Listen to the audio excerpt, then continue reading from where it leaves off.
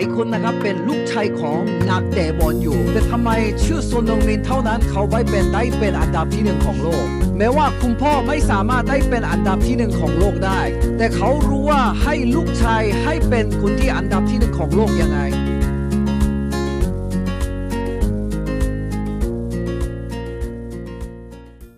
ครับสวัสดีครับ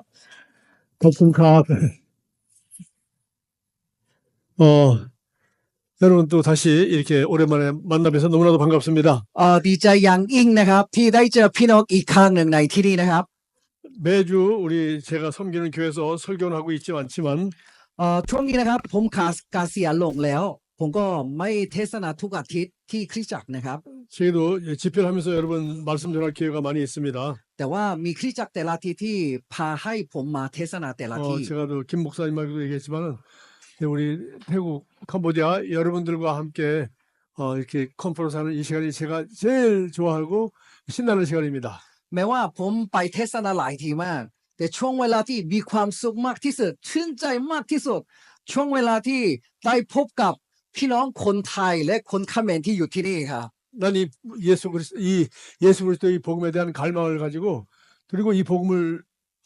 살면서 이 복음을 전하고 하는 사람들과 함께하는 시간이 가장 좋습니다. ผมนะครับมีความสุขมากที่สุดช่วงเวลาที่พี่น้องที่กระตือรือร้นกับประกาศข่าวประเสริฐนะครับ 뿐만 아니라 또 저는 나이가 들어가기 때문에 이 말씀을 배운 사람 중에서도 이제 제가 오래 못하니까 이제 나보다 젊은 사람들한테 말씀 전하는 것이 가장 좋습니다. ยิ่งช่วงเวลานี้นะครับผมก็อยากจะสอนพระคัมภีร์ให้กับคนที่มีอายุน้อยกว่าผมนะครับเพราะว่าพวกเขามีโอกาสเยอะกว่าผม 그리고 보니까 여기는 전부 다 저보다 훨씬 젊은 사람들만 많이 있어서 더 좋습니다. ผมก็ดีใจอย่างยิ่งเพราะว่าที่นี่นะครับมีคนที่อายุน้อยกว่าผมนะครับมีหลายคนมาก 오늘 첫 시간으로서 우리 목사님이 우리 시작교회의 그 능력과 역사에 대해서 말씀을 나눴으면 좋겠다고 했습니다. อาจารย์สันสอนก็บอกว่าคำสอนแรกอยากจะแบ่งปันเรื่องพลังประชุมคริสตจักรพันธสัญญาใหม่ 여러분들이야말로 우리 시작교회의 산 증인들입니다. พี่น้องแต่ละคนที่อยู่ที่นี่เป็นสักขีพยานเรื่องเกี่ยวกับคริสตจักรพันธสัญญาใหม่ 뿐만 아니라 여러분이야말로 이 복음의 능력을 경험하고 이것을 다른 사람과 나눔으로 말미암아 나보다 더 놀라운 역사를 경험하는 다른 사람을 보고 있습니다. พี่น้องที่อยู่ที่นี่นะครับกำลังประสบการณ์เรื่องพลังของการข่าวประเสริฐเพราะว่าพี่น้องแต่ละคนนะครับกำลังออกไปประกาศเป็นสักขีพยานของพระเยซูคริสต์ 저는 똑같은 말씀을 가지고 32년 동안 한국에서 교회를 제로에서부터 개척해서 우리 500명, 700명이 되도록 교회를 부흥시켰습니다. 네, 다시 한번. 여러분과 똑같은 걸 가지고 저는 우리 한 작은 숫자에서부터 시작해서 500명, 700명 되도록 교회를 부흥시켰습니다. สำหรับผมนะครับผมก็บุกเบิกคริสตจักรมานานมากแต่ตั้งแต่เรา0 คนนะครับผมก็ได้สมาชิกประมาณ700 กว่าคนนะครับ 그리고 우리 수백 명의 목사님들이 우리 지난 20년 동안 제가 가르치는 예수선교사학교에서 공부를 하였고 แล้วก็ประมาณ600 กว่าคนนะครับทั้งศิษยาภิบาลและคนที่เป็นผู้นำเรียนโรงเรียนเจเม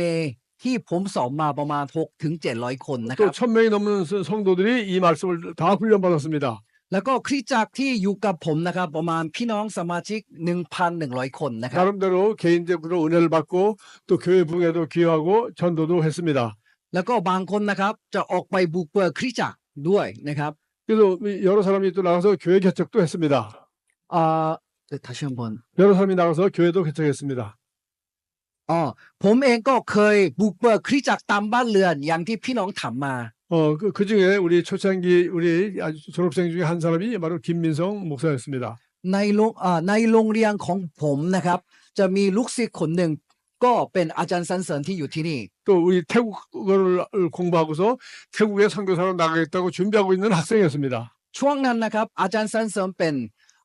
เด็กนักศึกษาที่เรียนภาษาไทยเพื่อเขาไปประกาศที่ประเทศไทย 저는 태국뿐만 아니라 네팔, 캄보디아 등 여러 나라에서 동남아 여러 나라에서 한국에 일하러 온 근로자들이 많다는 것을 발견하고 여기 와 있는 태국 사람들에게 왜 복음을 전하지 않냐고 제가 권유했습니다. ก็เลยอาจารย์ใหญ่ก็เสนอกับอาจารย์สันเสริญว่า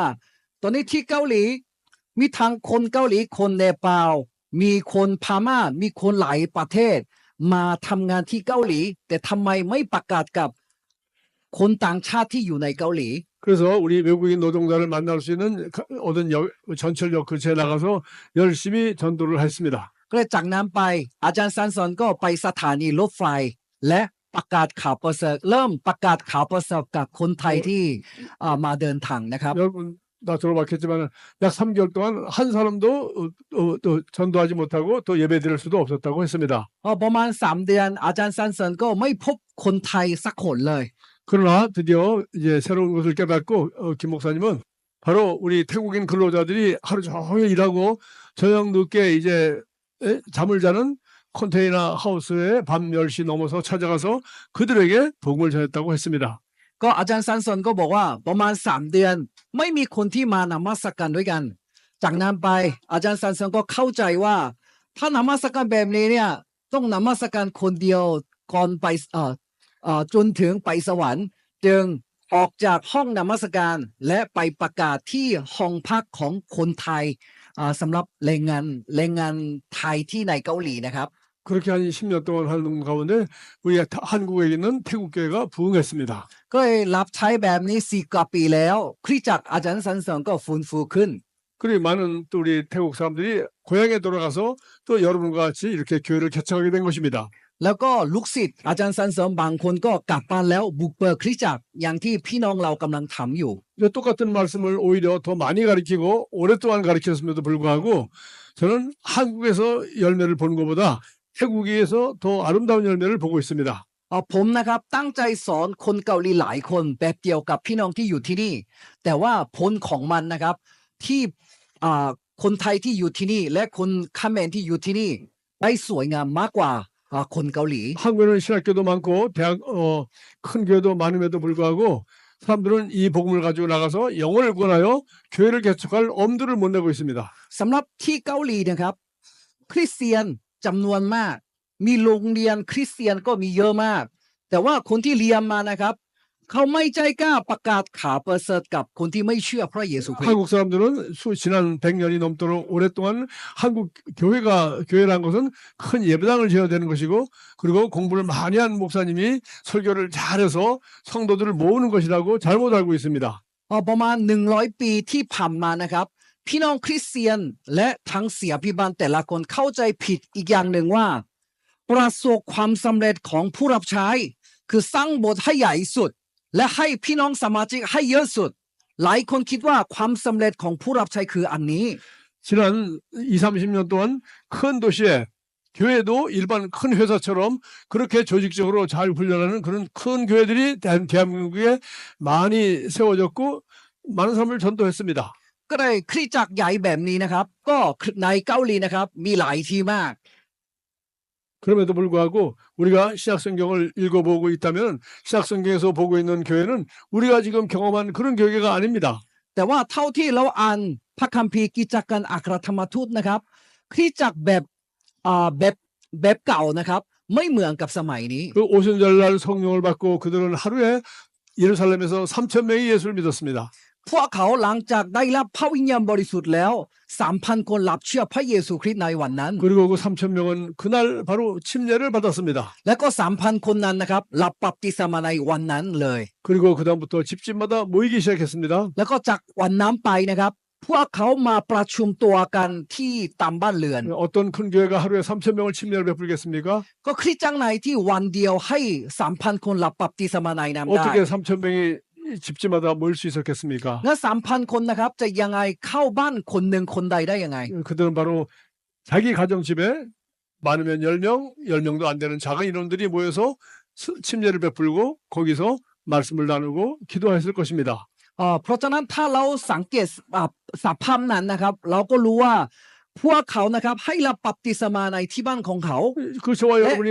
ให้พี่น้องแต่ละคนนะครับมาประชุมกันที่บ้านของตัวเอง10 ถึง 20 คน 저와 여러분이 사도행전을 읽어보면 금방 알 수 있는 사실입니다. นี่เป็นเรื่องที่เราอ่านกิจการอัครธรรมทูตแล้วเข้าใจได้ทันที 그들은 그곳에서 사도들이 가르침을 받았습니다. สำหรับพี่น้องที่ตามบ้านเรือนนะครับเขาได้รับ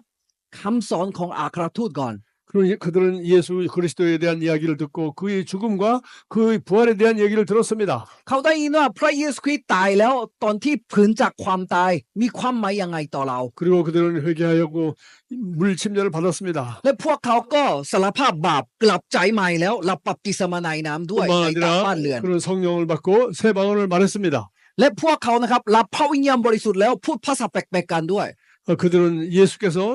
죽으시고 부활하셔서 우리의 구원자가 됐다는 것을 믿고 확인하게 되었습니다. พวกเขายืนยันได้เลยว่าพระเยซูคริสต์เป็นองค์พระผู้เป็นเจ้าของเขา 그러나 그들이 알고 있는 예수 그리스도에 대해서는 아는 것이 너무나도 적었습니다. คือสำหรับพี่น้องที่รับเชื่อช่วงนั้นนะครับเขามีข้อมูลเกี่ยวกับพระคัมภีร์มีน้อยมาก 그래서 그들은 예수님과 함께 3년 반 동안 함께 먹고 자고 여행하면서 예수님이 하는 모든 것을 지켜보았고 십자가의 죽음도 지켜보았고 사흘 후에 부활하신 예수님도 만나보았고 또 승천할 때까지 40일 동안 부활하신 예수님을 만났던 11제자로부터 배웠습니다. แต่ว่าพวกเขาเรียนจากใครเรียนจากอัครสาวกของพระเยซู12คนอัครสาวก12คนนั้นนะครับใช้เวลากับพระเจ้า3 ปีครึ่งและเขารู้ว่าพระเยซูคริสต์ทำยังไงและพระเยซูสอนยังไงสิ่งที่เขาเรียนรู้มานะครับเขาแบ่งปันให้กับพี่น้องคริสเตียนที่รับเชื่อในช่วงนั้น 그래서 그들은 사도들로부터 가르침을 받았습니다. เพราะฉะนั้นพวกเขานะครับเรียนจากอัครสาวกครับ 그들은 사도로부터 가르침을 받았을 뿐만 아니라 그 가르침들을 다른 사람에게 전했습니다. แม้ว่าเมื่อเขาได้รับพระคำแล้วเขาไม่ใช่เก็บไว้เขาก็สอนคนอื่นต่อ 그 아주 간단한 복음이었습니다.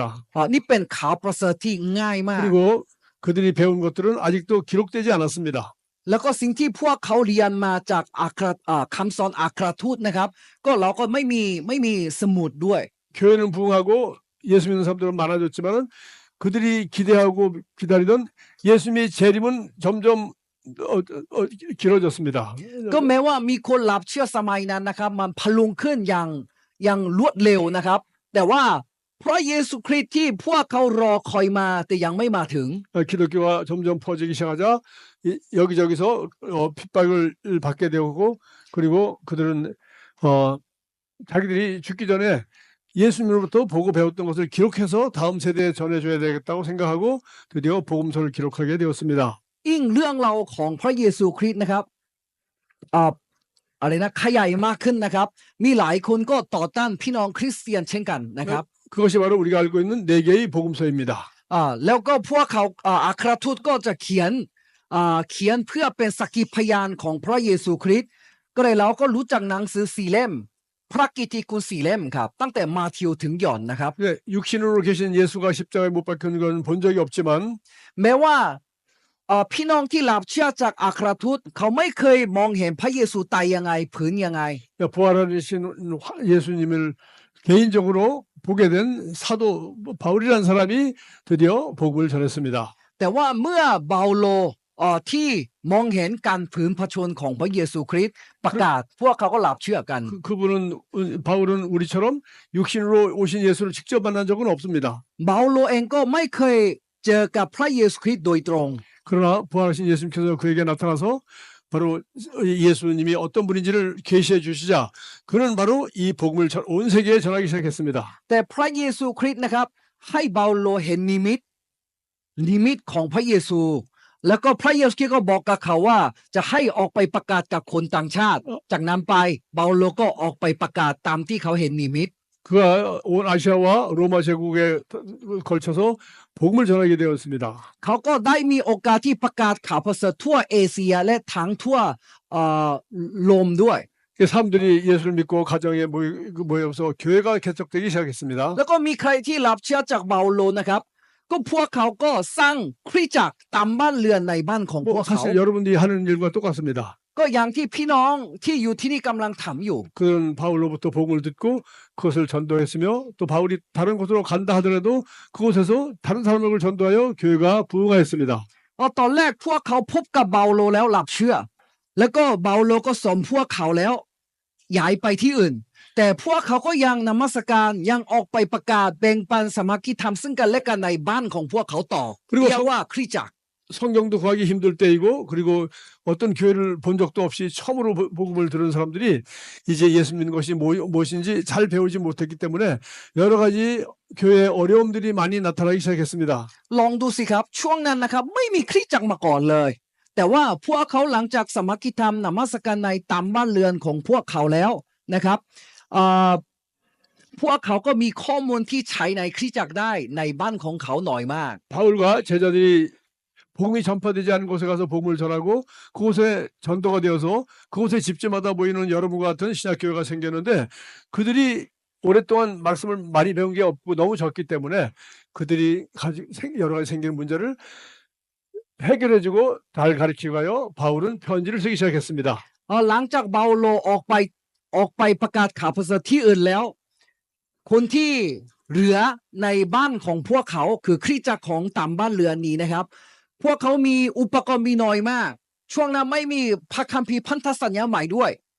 ก็เลยเปาโลก็ห่วงคนที่อยู่ที่นั่นจึงเขาเขียนจดหมายส่งให้คริสตจักรแต่ละบ้าน 그래서 여러분처럼 복음만 듣고 복음 전하면서 교회를 세운 사람들에게 여러분이 아직도 더 알아야 될 것이 있기 때문에 문제를 해결해 주기 위해서는 편지가 데살로니가전서, 데살로니가후서, 갈라디아서, 에베소서, 빌립보서 이런 편지가 된 것입니다. หลังจากคริสตจักรแต่ละที่เขาออกแล้วไปแต่ละหลังจากเปาโลออกจากคริสตจักรที่นั่นแล้วพวกเขาก็เจอปัญหาหลายสิ่งหลายอย่างแต่ไม่มีข้อมูลไม่มีอุปกรณ์นะครับจึงเปาโลก็เขียนจดหมาย1ทิโมธี2ทิโมธี1เธสาโลนิกา2เธสาโลนิกาเอเฟซัสฟิลิปปีคือจดหมายของเปาโลทุกเล่มนี้นะครับเขาก็ห่วงคริสตจักรที่เขาออกมาจึงส่งไปเรื่อยๆมา 살아계신 예수님을 3년반 동안 따랐고 부활하신 예수님을 만났던 사람이 쓴 4개의 복음과 พวกเขานะครับมีแต่ข้อมูล4เล่มนี้คือหนังสือพระกิตติคุณสาวกของพระเยซูใช้เวลากับพระเยซูคริสต์แล้วสิ่งที่เขาเห็นมาได้ยินว่าเขาจดไว้หนังสือพระกิตติคุณใช่ไหมครับ 사도 바울 같은 사람이 쓰는 편지들이 모아서 우리가 가지고 있는 이렇게 아름다운 신약 성경이 된 것입니다. หนังสือพระกิตติคุณ4เล่มของอัครทูตและจดหมายของเปาโลที่เขียนไว้เพื่อห่วงคริสตจักรแต่ละที่จึงเราได้เป็นอะไรนะพันธสัญญาใหม่ 이 복음서와 편지들로 구성된 27권의 이 편지들을 우리는 열심히 읽어야 합니다. เพราะฉะนั้นเราควรจะอ่านหนังสือพระกิตติคุณ4เล่มและจดหมายของเปาโล27เล่มในพันธสัญญาใหม่ 그리고 이 복음은 우리 인간이 가지고 있는 영과 혼과 육의 모든 문제를 해결하는 답이 여기 다 들어 있습니다. แล้วก็สำหรับคำตอบในชีวิตของมนุษย์ทุกอย่างนะครับอยู่ในหนังสือเล่มนี้ 바울이 복음만 전하고 빨리 그곳을 떠났기 때문에 아는 것이 너무 적어서 계속해서 편지를 쓰고 또 제자를 보내고 해서 지속적으로 가르쳤듯이 อย่างที่เปาโลนะครับหลังจากออกจากพี่น้องที่อยู่ที่นั่นแล้วเขาส่งจดหมายให้เรื่อยๆเพราะว่าพวกเขานะครับจะมีข้อมูลหน่อยมากเรื่องเกี่ยวกับพระเยซูคริสต์นะครับ 저는 여러분이 들은 복음을 가지고 너무나도 아름답게 믿고 실천하고 살아가는 열매를 보고 있습니다. อย่างที่พี่น้องคริสตจักรยุคแรกนะครับมีข้อมูลน้อยและพี่น้องที่อยู่ที่นี่ก็เช่นกันเราก็ประกาศแล้วให้รับเชื่อแล้วรับพระวิญญาณบริสุทธิ์แล้วเราก็ให้มีอุปกรณ์น้อยแต่ว่าเท่าที่เรามีอยู่มันตั้งพี่น้องที่อยู่ที่นี่ตั้งใจประกาศข่าวประเสริฐอยู่นะครับ 여러분이 태국이 대한민국 남북 합친 것보다 훨씬 큰 나라인데 렁카이, 우돈타니, 여기 치앙라이를 비롯해서 여기 방콕 그리고 캄보디아까지 여러 곳에 흩어진 분들이 이렇게 1년에 한 번 많이 모일 수 있다는 것이 얼마나 복된 것입니까? ก็วันนี้นะครับเป็นวันแห่งพระพรมากเพราะว่าพี่น้องคริสเตียนพี่น้องเราแต่พี่น้องเราที่อยู่คนละที่นะครับทั้งอุดรหนองคายเชียงรายแต่วันนี้นะครับเราได้สามารถพบกันในที่สถานที่เดียวกันอันนี้ก็เป็นวันพระคุณของพระเจ้า 뿐만 아니라 우리는 스마트폰도 있고 언제든지 이 찬양도 들을 수 있고 말씀도 들을 수 있고 성경책도 다 구할 수 있고 그리고 이렇게 차 타고 이렇게 한꺼번에 한 자리에 모여서 예배를 드릴 수 있다는 것은 성경 시대에 비하면 정말 꿈 같은 일입니다. สำหรับสมัยกิจการอัครธรรมทูตนะครับไม่มีรถทัวร์ไม่มีรถตู้เขาไม่สามารถนั่งรถอย่างเหมือนเขาไม่สามารถมาพบกันได้เหมือนเรานะครับ 저는 오늘 이런 귀한 시간을 여러분 모임 동안 이 사흘 동안에 제게 두 시간이 주어졌는데 오늘 첫 시간은 우리 그들은 초대교회 가정에 모여서 무엇을 가르치고 무엇을 믿고 어떤 일을 행했는지 그들이 했던 가장 기본적인 것에 대해서 공부하고자 합니다. วันนี้นะครับวันนี้กับทางค่ายนี้นะครับผมได้2 ชั่วโมงมาแต่ผมอยากจะแบ่งปันให้พี่น้องฟังว่าคริสตจักรตามบ้านเรือนคริสตจักรพันธสัญญาใหม่ทำอะไรมาผมอยากจะเล่าให้พี่น้องฟัง 매 해마다 이 노벨상 문학상 수상자 후보로서 후보자에 올라가는 일본의 유명한 소설가가 있습니다. ที่ประเทศญี่ปุ่นนะครับมีนักเขียนคนหนึ่งที่ได้รางวัลโนเบลนะครับ 저는 그 사람 소설책 읽어보지 않았습니다만 너무 유명합니다. 무라카미 하루키라는 사람인데 อุรัก 무라카미 하루키. ชื่อมูราคามิฮามุกินะครับผมก็ไม่รู้ว่าชื่อภาษาญี่ปุ่นเป็นยังไงนะฮะ 이 사람은 평생 소설을 써서 먹고 사는 사람입니다. ก็นักเขียนคนนั้นนะครับเขากินข้าวได้เพราะอาชีพเขาที่เป็นนัก 그래서 เขียน 지금 노벨상을 탈 정도로 유명한 소설가가 됐습니다. เขาเป็นคนที่มีชื่อเสียงดังมากในประเทศญี่ปุ่น 근데 그 사람이 잘하는 거는 몇 가지밖에 없습니다. แต่คนนั้นนะครับเขาไม่ใช่เก่งทุกเรื่อง 일단 그 사람은 건강합니다. เขานะครับแข็งแรงครับ 건강하지 않으면 아무리 좋은 게 있어도 글을 쓸 수가 없어요. แม้ว่าเรามีของดีมากมายแค่ไหนก็ตามถ้าร่างกายไม่แข็งแรงใช้เต็มที่ไม่ได้อยู่ดีนะครับ 그는 새벽 4시, 5시에 일찍 일어나서 6시간 정도 하루 종일 오전 내내 글을 쓴다고 합니다. 소설을 쓴다고 합니다. เขาตื่นตั้งแต่ตี 4ทุกวันแล้วก็เขาเขียนบางอย่างไว้เขียนทุกวันประมาณ 2-3 ชั่วโมงนะครับ 이야기가 잘 써든지 잘 안 써든지 관계없이 무조건 원고지를 이렇게 메운다고 합니다. แม้ว่าวันนั้นเขาเขียนดีหรือไม่ดีก็ตามเขาตอนเช้าตื่นขึ้นมาเขาเขียนเรื่องราวต่างๆที่อยู่ในจินตนาการ 그리고 ของเขา 점심때만 되면 간단한 점심을 먹고 หลังจากนั้นเขาก็กินข้าวแบบง่ายๆก่อน 그리고는 보통 1시간 내지 2시간 동안 달리기를 한다고 합니다. แล้วก็หลังจากเขากินข้าวเสร็จแล้วเขาวิ่งตามหมู่บ้านประมาณ 1-2 ชั่วโมง 그리고 오후에는 좀 쉬고 됐다고 그리고 합니다. 책도 보고 하다가 저녁에는 간단히 저녁 먹고 일찍 9시쯤 일찍 잠자리 든다고 합니다. แล้วก็หลังจากนั้นเขาก็อ่านหนังสือและนอนหลับตั้งแต่ประมาณ 2-3 ทุ่มครับ 그렇게 그는 매일 똑같은 일을 합니다. แล้วเขานะครับใช้ชีวิตแบบนั้นทุกวันเลย 매일 9시에 자고 เขานอน 2-3 ทุ่ม 4시에 일어나서 แล้วก็ตื่นตี 4ทุกวัน 오전 내내 6시간 7시간씩 원고지를 20장씩 메우고 แล้วก็เขาประมาณวันละ 4-6 ชั่วโมงเขาเขียน 건강한 점심을 만들어 먹고 사 먹고 แล้วก็เขากินอาหารที่ดีต่อสุขภาพ 그리고 2시간 동안 열심히 달리기를 합니다. แล้วก็2 ชั่วโมงเขาวิ่งตามหมู่บ้าน 그 오후에는 사람도 가끔 만나고 책도 보고 자기가 이제 쉬면서 저녁을 일찍 먹습니다. แล้วก็ตอนเย็นก็เขาพบกับเพื่อน แล้วก็คุยกับเพื่อนแล้วกินข้าวเย็น 그리고는 9시에는 꼭 일찍 잠을 잡니다. แล้วก็ 2-3 ทุ่มก็เขาหลับเลยนะครับ 그렇게 20-30년 하면서 그는 수십 권의 소설을 썼습니다. เขาใช้ชีวิตแบบนี้ 20-30 ปี และเขาเขียนหนังสือหลายเล่มมาก 전 세계에 그 사람 소설이 번역되지 않은 곳이 없습니다. คือสำหรับหนังสือของเขานะครับน่าจะมาถึงประเทศไทยด้วยนะครับ 내년에 그가 노벨상을 탄다고 해도 놀랄 사람 아무도 없습니다.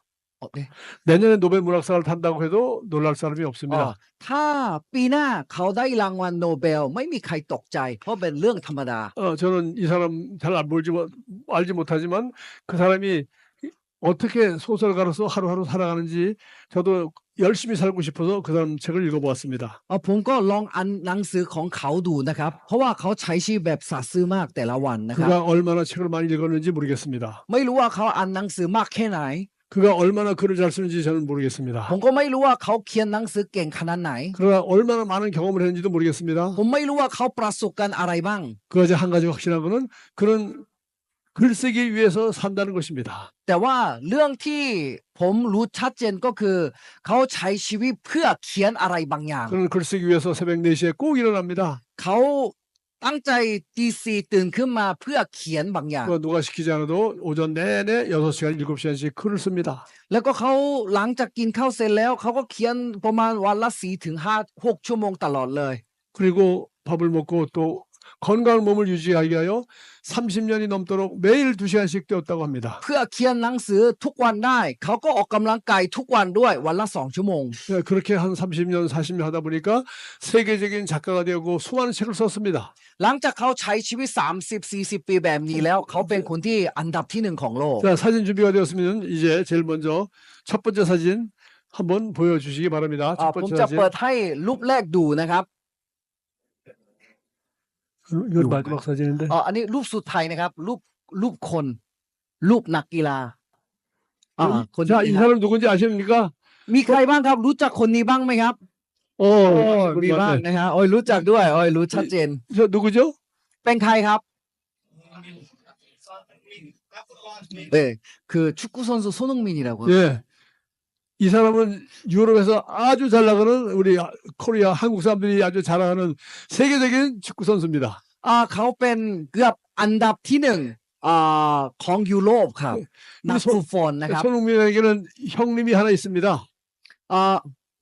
형님이 있어, 형. 손흥민이 아. 형님 있단 말이에요. เขานะครับมีพี่ชายคนหนึ่ง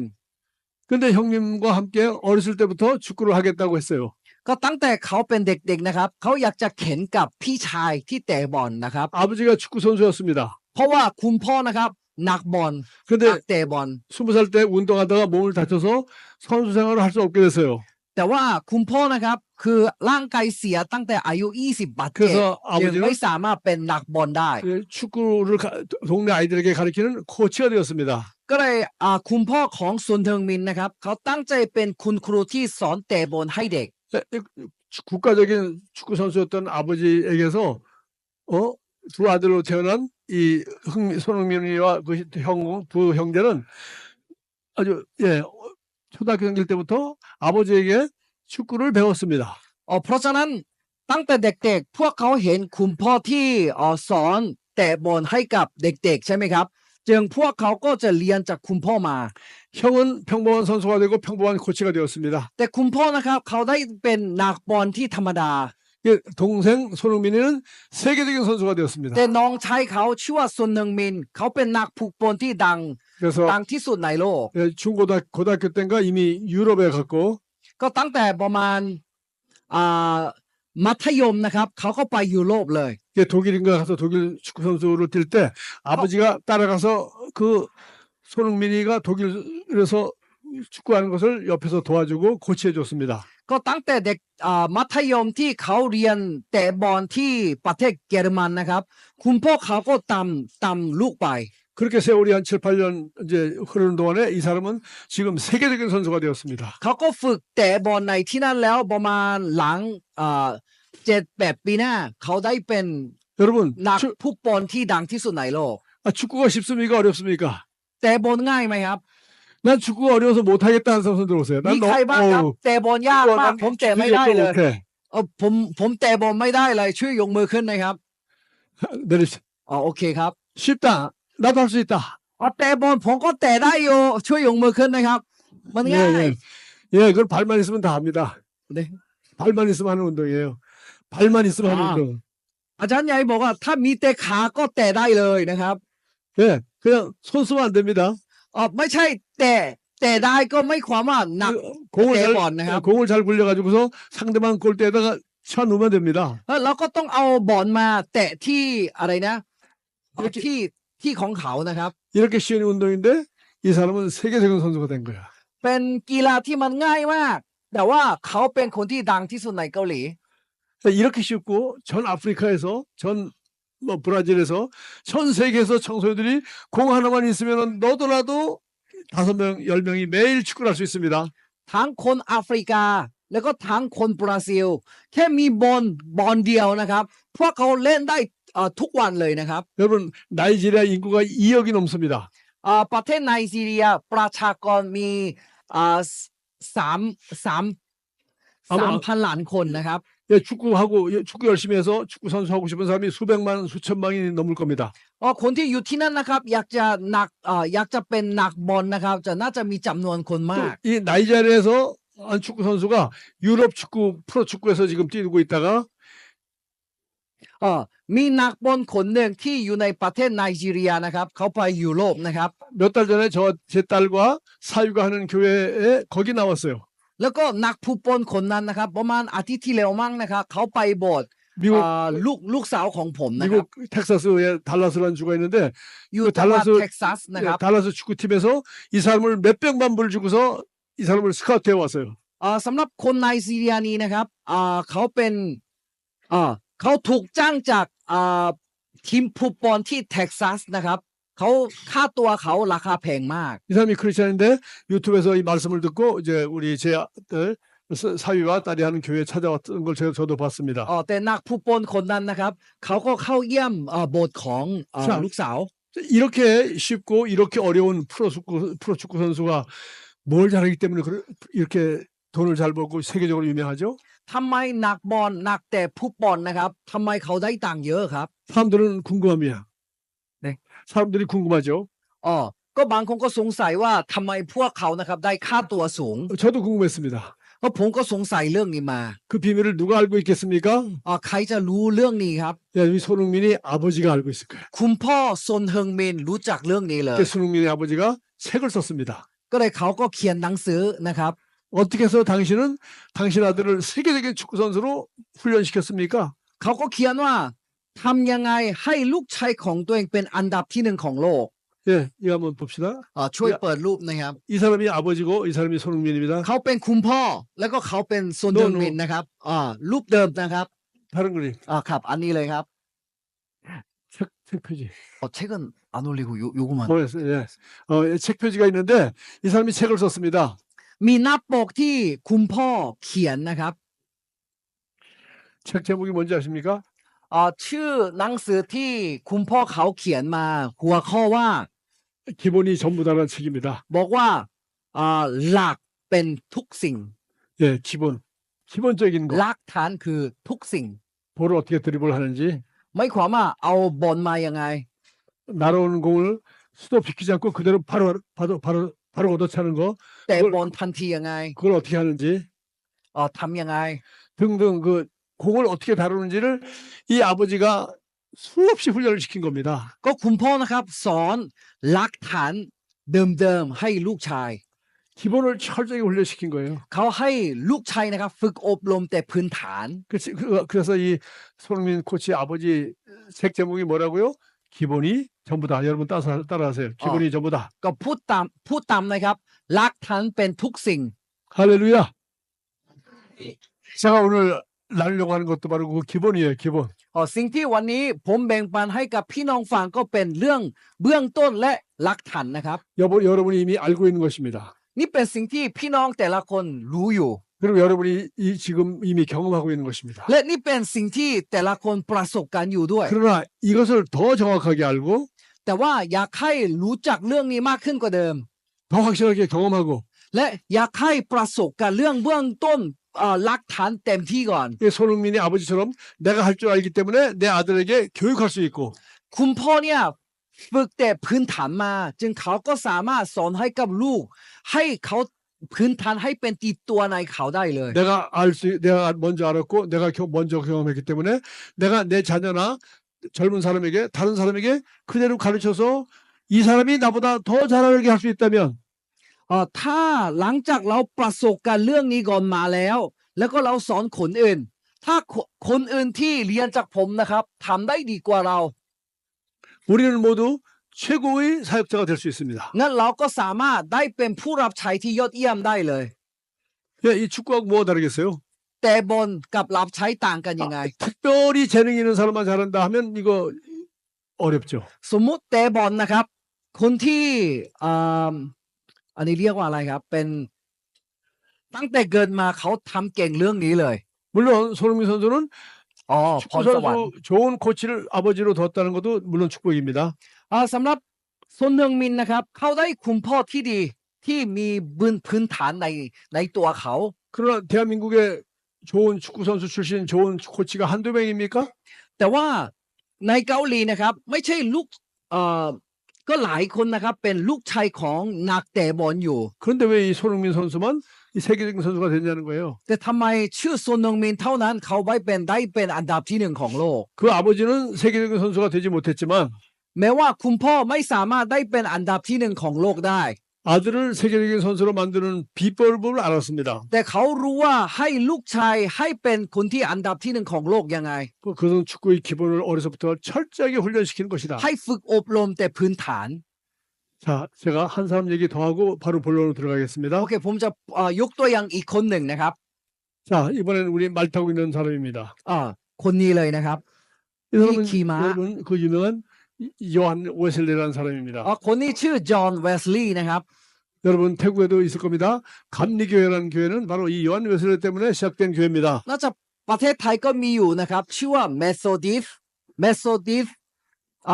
เริ่มต้นจากจอห์นเวสลีย์คนนี้นะครับ 이 사람은 목사의 아들로 태어나서 아주 10살 때부터 좋은 학교에 가서 영국에서 옥스퍼드 대학을 나왔습니다. คนนี้ก็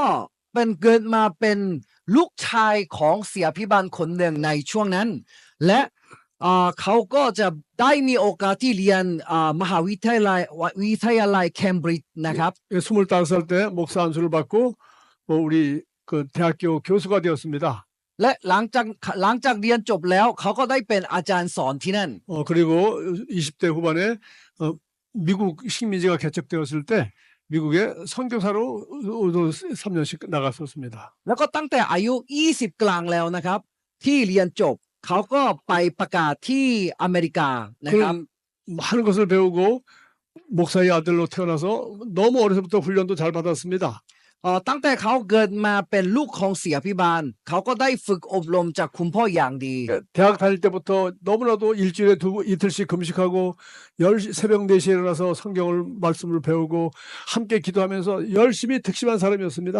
เขาก็ตั้งแต่อายุ20ที่เข้าเรียนมหาวิทยาลัยเขาอดอาหารอาทิตย์ละ2 ครั้ง และเขาก็ตื่นขึ้นมาตั้งแต่ตี 5ทุกวันเลย 그리고 2달씩 걸려야 배를 타고 겨우 대서양을 넘는 그 돛담배 타는 시절에 거기를 건너서 영국 식민지인 미국 조지아에 가서 선교사가 되었습니다. ก็ตอนนี้มีเรือรามที่แข็งแรงมีหลายชนิดมาก แต่ว่าสมัยนั้นนะคะเรือไม่ค่อยแข็งแรงเท่าไหร่ แต่เขาก็นั่งเรือไปเพื่อประกาศข่าวประเสริฐที่ประเทศอเมริกาด้วย 그 2달 동안 배를 타고 가는 동안에 배가 풍랑을 만났습니다. ใช้เวลาประมาณเดินทาง2 เดือนนะครับ แต่ระยะเดินทาง2 เดือนนะครับเขาก็เจอพายุ 그 폭풍에 언제 죽을지 모르는 그런 죽음에 대한 두려움이 왔습니다. หลังจากพายุแรงแล้วนะครับเขาก็เริ่มกลัวเรื่องเกี่ยวกับความตาย 그런데도 자기는 죽음이 두려운데도 그런 폭풍 가운데서도 죽음을 두려워하지 않고 한 자리에 모여서 찬송하며 평화에 가득 찬 얼굴로 기도하는 그리스도인들을 보았습니다. ในเรือที่เจอพายุนะครับ ทุกคนที่อยู่ที่นั่นกลัว เพราะว่าแต่ละคนก็กลัวตาย แต่ว่าเขาเห็นกลุ่มหนึ่งที่เขายังสันติสุขในช่วงพายุในเรือนะครับ 폭풍이 그친 뒤에 그는 그들에게 물었습니다. 당신은 도대체 누굽니까? ก็เลยจนเวสเลย์ก็ถามกับพวกเขาว่าทุกท่านเป็นใครนี่ 그건 독일에서 독일 도시란드 독일에서 그 모라비안 교도라고 개신교 모라비안 교도라는 특별한 그리스도인들이었습니다. เขาเป็นคริสเตียนแบบโมราเบียนนะครับที่มาจากเยอรมันนะครับ 그들은 구원의 확신이 있었고 그들은 하나님 지금 죽어도 하나님 나라에 간다는 확신과 평안이 있었습니다. แม้ว่าพวกเขาเจอพายุก็ตามเขาก็มีสันติสุขเขามั่นใจในความรอดในตัว จึงเขาเฉพาะกลุ่มนี้เท่านั้นนะคะเขาก็มั่นใจในเรือ 목사의 아들로 평생 신앙생활을 했고 평생 기도했고 이제 목사가 되고 신학교 교수까지 되었지만 이제 선교사로 가고 있지만 그에게는 지금 죽으면 구원받는 데 대한 확신도 없었고 죽음에 대한 두려움이 그대로 있었습니다. แม้ว่าเขาเป็นเสียพิบาลและอาจารย์ในมหาวิทยาลัย และเขาเป็นมิชชันนารีก็ตามเขานะครับยังกลัวและเขาไม่มั่นใจว่าหลังจากตายแล้วเขาจะไปสวรรค์จริงหรือเปล่า 어쨌든 그는 그 선교사를 마치고 돌아와서 모라비안 교도들과 함께 모라비안 교도들이 모이는 곳에 가서 거기서 드디어 마음으로 예수를 진짜 제대로 믿게 되었습니다. ก็เลยหลังจากเขารับใช้ที่ประเทศอเมริกาเสร็จแล้วกลับมาเขาก็ไปหากลุ่มโมราเบียนเพื่ออยากเรียนรู้ว่าทำไมเขามีความมั่นใจเรื่องความรอดขนาดนี้นะครับ และหลังจากพบกับพวกเขาแล้วเขาก็เพิ่งหลับเชื่อใหม่ 예, 35년이 넘도록 수없이 성경을 읽고 수없이 기도하겠지만은 드디어 바로 내 행위가 아니라 죽은 행실이 아니라 내가 예수 그리스도를 마음으로 믿고 입으로 시인함으로 구원받는다는 그런 간단한 그의 은혜로 인하여 믿음으로 구원받는 간단한 것이 마음속 깊이 가슴이 뜨거워지면서 믿어지게 되었습니다. ทั้ง 35 ปีที่เขาใช้ชีวิตมานะครับเขาเองก็ได้เรียนจากคุณพ่อได้เรียนจากมหาวิทยาลัยแต่เขาเองนะครับจะไม่มีความมั่นใจในความรอดแต่ว่าหลังจากเรียนกับโมราเบียนนะครับจนเวสเลย์ก็มั่นใจและหลับเชื่อพระเยซูเป็นองค์พระผู้เป็นเจ้าของตัวเอง 그래서 우리는 바로 이 믿음이라는 것이 얼마나 개인적인 것인지 다시 한번 알 수 있습니다. เพราะฉะนั้นเราก็รู้ได้ว่าความเชื่อเนี่ยเป็นเรื่องส่วนตัวจริง 뭐 단체로 어느 교회에 다닌다고 구원받는 거 아니죠. ๆไม่ใช่ไปโบสถ์ที่นั่นทางครอบครัวไม่ใช่เราก็มั่นใจเรื่องความรอด 뭐 นะครับ 전도 열심히 한다고 구원받는 거 아니죠. เราไม่ใช่ตั้งใจเรียนหนังสือแล้วได้รับความรอดนะครับ 우리의 행위로 말미암아 구원받는 게 아니죠. เราไม่ใช่ได้รับความรอดโดยการกระทำของเรา 예, 우리가 아직 죄인 되었을 때 그리스도께서 십자가에 죽으심으로 우리를 죄에서 구원하셨습니다. แม้ว่าเรายังเป็นขนบาปแต่พระองค์ตั้งใจเป็นขนบาปเพื่อให้เราเป็นคนชอบธรรมของพระองค์ 우리 선한 행위가 아니라 그분이 우리 죄값을 지불하시고 죄인을 대신하여 십자가에 죽으셨습니다. ไม่ใช่เพราะเราทำกันดีแต่พระองค์เองนะครับแบกความบาปของเราตายบนที่ไม้กางเขน 그래서 그분이 은혜 때문에 그분이 은혜를 인하여 우리가 믿음으로 말미암아 우리는 구원을 받는 것입니다. เพราะฉะนั้น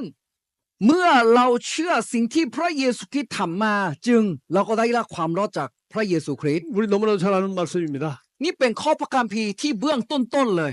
그러나 이 기본적인 메시지를 자기가 이해했을 뿐만 아니라 자기가 경험하고 그런 구원을 확신에 갖게 된다는 건 또 개인적인 문제죠.